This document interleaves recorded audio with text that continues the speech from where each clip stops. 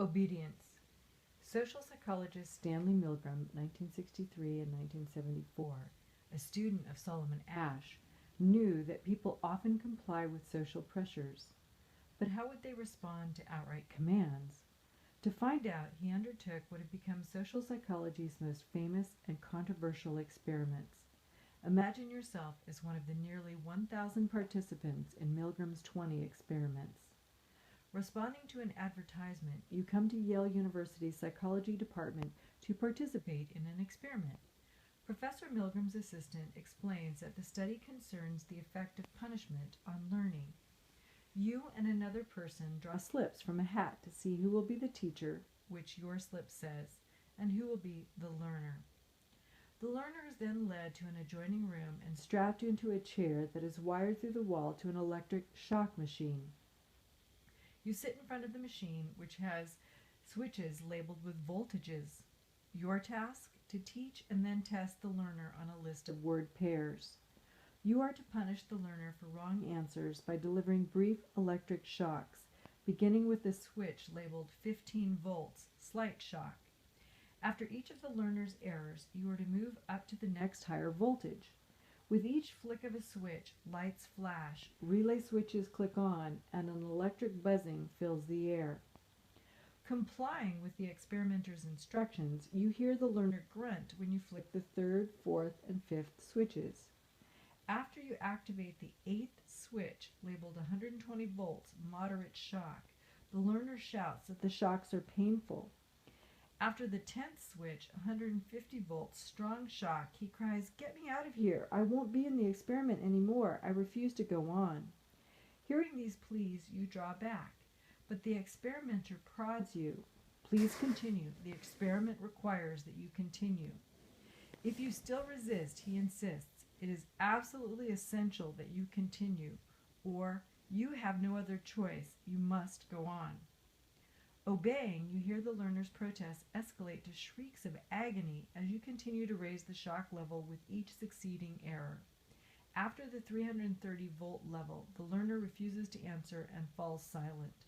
Still, the experimenter pushes you toward the final 450-volt switch, ordering you to ask the questions and, if no correct answer is given, to administer the next shock level. How far do you think you would follow the experimenter's commands? In a survey Milgram conducted before the experiment, most people declared they would stop playing such a sadistic-seeming role soon after the learner first indicated pain, and certainly before he shrieked in agony. This also was the prediction made by each of 40 psychiatrists Milgram asked to guess the outcome.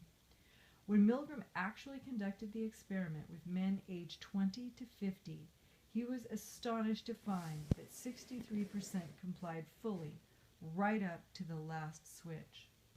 10 later studies that included women found women's compliance rates were similar to men's. Blass, 1999. Did the teachers figure out the hoax, that no shock was being delivered? Did they correctly guess the learner was a Confederate who only pretended to feel the shocks? Did they realize the experiment was really testing their willingness to comply with commands to inflict punishment? No. The teachers typically displayed genuine distress. They perspired, trembled, laughed nervously, and bit their lips. In a recent virtual reality recreation of these experiments, participants responded much as did Milgram's participants, including perspiration and racing heart, when shocking a virtual woman on a screen in front of them. Slater et al., 2006. Milgram's use of deception and stress triggered a debate over his research ethics.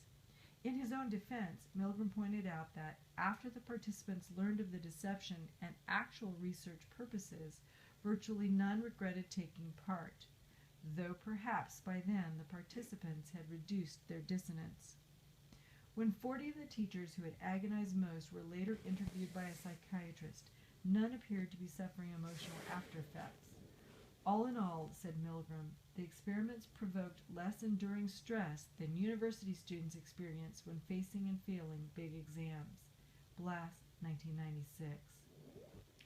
Wondering whether the participants obeyed because the learners' protests were not convincing, Milgram repeated the experiment with 40 new teachers. This time his confederate mentioned a slight heart condition while being strapped into the chair, and then he complained and screamed more intensely as the shocks became more punishing. Still, 65% of the new teachers complied fully, figure 14.4. In later experiments, Milgram discovered that subtle details of a situation powerfully influence people. When he varied the social conditions, the proportion of fully compliant participants varied from 0 to 93%. Obedience was highest when the person giving the orders was close at hand and was perceived to be a legitimate authority.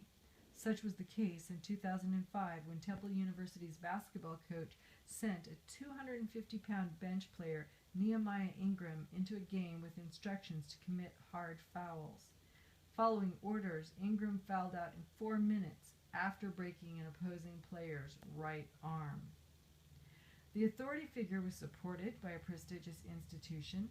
Compliance was somewhat lower when Milgram dissociated his experiments from Yale University. The victim was depersonalized or at a distance, even in another room. Similarly, in combat with an enemy they can see, many soldiers either do not fire their rifles or do not aim them properly. Such refusals to kill are rare among those who operate more distant artillery or aircraft weapons. Paget, 1989. There were no role models for defiance, that is, no other participants were seen disobeying the experimenter. The power of legitimate, close-at-hand authorities is dramatically apparent in stories of those who complied with orders to carry out the Holocaust atrocities and those who didn't. Obedience alone does not explain the Holocaust. Anti-Semitic ideology produced eager killers as well. Mastroianni, 2002. But obedience was a factor. In the summer of 1942, nearly 500 middle-aged German reserve police officers were dispatched to German-occupied Józefów, Poland. On July 13th, the group's visibly upset commander informed his recruits, mostly family men, that they had been ordered to round up the village's Jews, who were said to be aiding the enemy. Able-bodied men were to be sent to work camps, and all the rest were to be shot on the spot. Given a chance to refuse participation in the executions, only about a dozen immediately did so. Within 17 hours, the remaining 485 officers killed 1,500 helpless women, children, and elderly by shooting them in the back of the head as they lay face down. Hearing the pleas of the victims and seeing the gruesome results, some 20% of the officers did eventually dissent, managing either to miss their victims or to wander away and hide until the slaughter was over. Browning, 1992. But in real life, as in Milgram's experiments, the disobedient were the minority. Another story was being played out in the French village of Le Chambon, where French Jews destined for deportation to Germany were being sheltered by villagers who openly defied orders to cooperate with the new order. The villagers' ancestors had themselves been persecuted, and their pastors had been teaching them to resist whenever our adversaries will demand of us obedience contrary to the orders of the gospel. Rochat, 1993. Ordered by police to give a list of sheltered Jews, the head pastor modeled defiance. I don't know of Jews, I only know of human beings. Without realizing how long and terrible the war would be, or how much punishment and poverty they would suffer, the resistors made an initial commitment to resist. Supported by their beliefs, their role models, their interactions with one another, and their own initial acts, they remained defiant to the war's end. Lessons from the conformity and obedience studies. What do the Asch and Milgram experiments teach us about ourselves?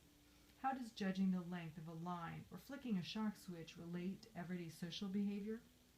Recall from Unit 2 that psychological experiments aim not to recreate the literal behaviors of everyday life, but to capture and explore the underlying processes that shape those behaviors. Asch and Milgram devised experiments in which the participants had to choose between adhering to their own standards and being responsive to others, a dilemma we all face frequently. I was only following orders, Adolf Eichmann, director of Nazi deportation of Jews to the concentration camps. In Milgram's experiments, participants were also torn between what they should respond to, the pleas of the victim, or the orders of the experimenter. Their moral sense warned them not to harm another, yet it also prompted them to obey the experimenter and to be a good research participant. With kindness and obedience on a collision course, obedience usually won. Such experiments demonstrate that strong social influences can make people conform to falsehoods or capitulate to cruelty.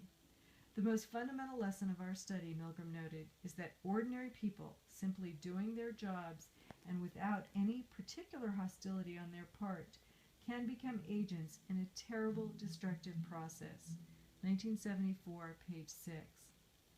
Milgram did not entrap his teachers by asking them first to zap learners with enough electricity to make their hair stand on end. Rather, he exploited the foot in the door effect, beginning with a little trickle of electricity and escalating step by step.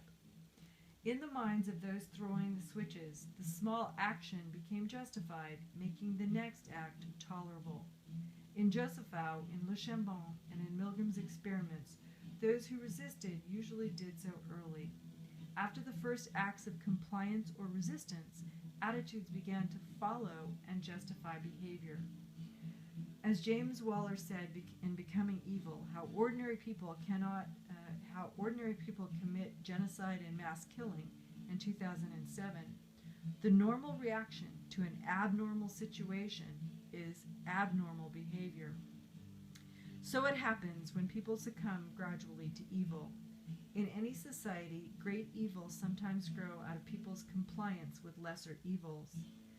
The Nazi leaders suspected that most German civil servants would resist shooting or gassing Jews directly, but they found themselves surprisingly willing to handle the paperwork of the Holocaust. Silver and Geller, 1978. Likewise, when Milgram asked 40 men to administer the learning test while someone else did the shocking, 93% complied. Contrary to images of devilish villains, cruelty does not require monstrous characters. All it takes is ordinary people corrupted by an evil situation, ordinary soldiers who follow orders to torture prisoners, ordinary students who follow orders to haze initiates into their group, ordinary employees who follow orders to produce and market harmful products.